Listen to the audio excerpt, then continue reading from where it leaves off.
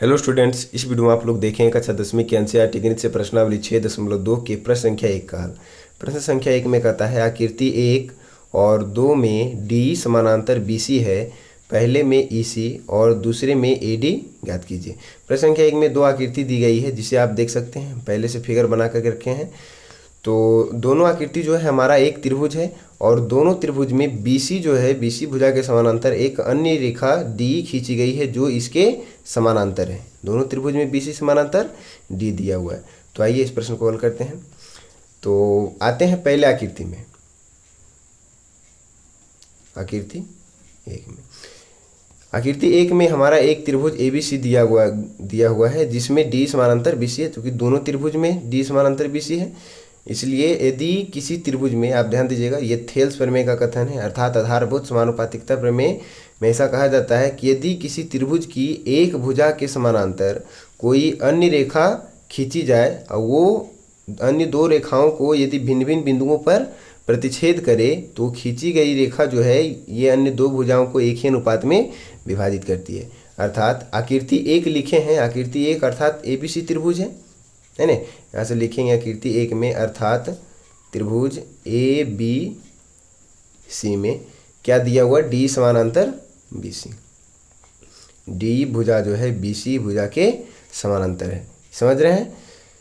तो जब डी भुजा बीसी के समानांतर है तो हम थेल्स प्रमेय से लिख सकते हैं ए डी, ठीक है, मतलब ए डी बटे डी बी और ए ई बटे ई सी, मतलब अन्य दो भुजाओं का अनुपात जो होगा क्या होगा, बराबर होगा।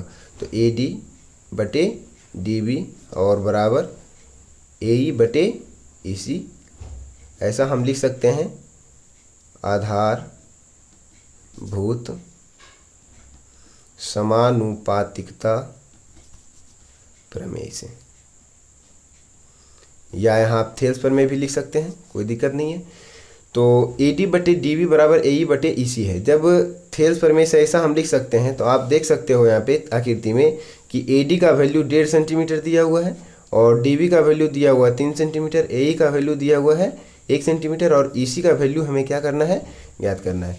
तो जहाँ हमारा ए डी का है, मतलब अनुपात जो इसमें आया है ए डी बटे डी बी बराबर ए ई बटे ई सी है, तो ए डी के जगह पे हम ए डी का वैल्यू, डी बी के जगह पे डी बी का वैल्यू, ए ई के जगह पे ए ई का वैल्यू, ई सी का वैल्यू नहीं दिया हुआ इसलिए ई सी का वैल्यू यहाँ से हमें ज्ञात हो जाएगा। तो ए डी का वैल्यू क्या दिया हुआ है, 1.5 सेंटीमीटर, तो यहाँ से 1.5 सेंटीमीटर यहाँ हम लिख दें। और डी बी का वैल्यू क्या दिया हुआ है, 3 सेंटीमीटर, तो यहाँ से 3 सेंटीमीटर लिख दें। और इक्वल टू ए ई का वैल्यू क्या दिया हुआ है, 1 सेंटीमीटर, तो यहाँ 1 सेंटीमीटर लिख दें। और बटा में ई सी का वैल्यू हमें नहीं दिया हुआ है तो बटा में हम यहाँ ई सी ही छोड़ देंगे। और जब इसको हल करेंगे तो 1.5 से 3 को कट करेंगे तो 2 बार में कैंसिल हो जाएगा, ठीक है। और ई सी का वैल्यू यहाँ से क्या निकल जाएगा, तिरछा गुना होकर के 2 सेंटीमीटर। तो पहली आकृति जो हमारा था त्रिभुज, उसमें ई सी का वैल्यू क्या निकल गया, 2 सेंटीमीटर। क्लियर है आधारभूत समानुपातिकता प्रमेय से। अब आइए दूसरी आकृति में। दूसरी आकृति भी हमारा एक त्रिभुज ए बी सी है ना। तो इसी प्रकार हम लिखेंगे आकृति सेकेंड में, ठीक है, अर्थात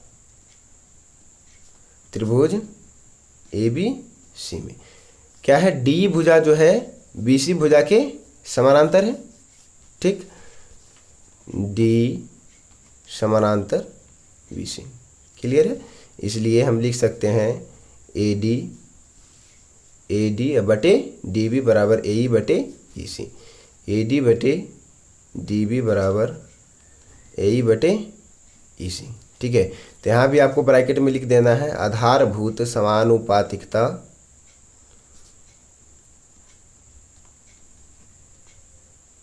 प्रमेय से, या यहाँ लिख सकते हैं आप थेल्स प्रमेय से, क्योंकि इस प्रमेय को हम थेल्स प्रमेय के नाम से भी जानते हैं। तो यहाँ ए डी बटे डी बी बराबर ए ई बटा ए सी है। तो जहाँ ए डी का वैल्यू है, जहाँ ए डी लिखा हुआ हम ए डी का वैल्यू, डी बी लिखा हुआ डी बी का वैल्यू, ए लिखा हुआ ए ई का वैल्यू, ए सी लिखा हुआ ए सी का वैल्यू भर देंगे। तो ए डी का वैल्यू इसमें हमें ज्ञात नहीं है, ठीक है, तो यहाँ हम नहीं भरेंगे ए डी का वैल्यू, तो हमें ए डी का वैल्यू ज्ञात हो जाएगा। यहाँ से डी बी दिया हुआ है, ए ई दिया हुआ है और ई सी दिया हुआ है। तो ए डी का वैल्यू हमें नहीं दिया हुआ है तो ए डी को उसे ही छोड़ेंगे, ठीक है। और डी बी का वैल्यू दिया हुआ, कितना दिया हुआ, 7.2 सेंटीमीटर, तो यहाँ 7.2 सेंटीमीटर लिखें। और इक्वल टू ए का वैल्यू क्या दिया हुआ, 8 सेंटीमीटर, 1.8 सेंटीमीटर, और बटा में ईसी का वैल्यू क्या दिया हुआ है 5.4 सेंटीमीटर, तो ईसी 5.4 सेंटीमीटर। अब जब हल करेंगे तो ये तिरछा गुना हो जाएगा दोनों, तो AD बराबर क्या हो जाएगा 7.2 इंटू 1.8, अब बटा में चला आएगा 5.4, तो दशमलव हटाएंगे, दशमलव से ये कैंसिल हो जाएगा, 18 तिहाई 54, मतलब 3 बार में 18 से 54 कैंसिल हो जाएगा, और 3 से कट करेंगे 7.2 को तो 2.4 आ जाएगा। ठीक है, तो AD का वैल्यू क्या आ गया यहाँ से 2.4 सेंटीमीटर। ठीक, तो थेल्स प्रमेय या आधारभूत समानुपातिकता प्रमेय से हम इस त्रिभुज में जो है, मतलब जो आकृति दिया हुआ था उसमें हम पहले में EC और AD का वैल्यू ज्ञात कर चुके हैं। तो यदि आपको थेल्स प्रमेय या आधारभूत समानुपातिकता प्रमेय को समझने में कठिनाई हो रही है तो इस वीडियो के डिस्क्रिप्शन में उसका लिंक दिया हुआ है, आप वहां से जा करके देख सकते हैं, या मेरे चैनल पे जाइए और वहां से जा करके देख सकते हैं आप। ठीक है, क्लियर है क्वेश्चन? मिलते हैं इसके अगले वीडियो में, तब तक आप हमारे चैनल पे बने रहिए। धन्यवाद।